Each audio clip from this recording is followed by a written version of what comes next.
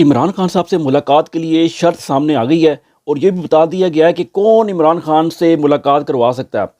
تو یہ ایک صحافی ہے کمپنی کا ٹاؤٹ ہے، اس نے بتایا جی کہ عمران خان سے ایک شرط ہے کمپنی کی کہ جی جو بھی بات ہوگی اندر جا کے، جو بھی عمران خان جس حالت میں بھی ہیں،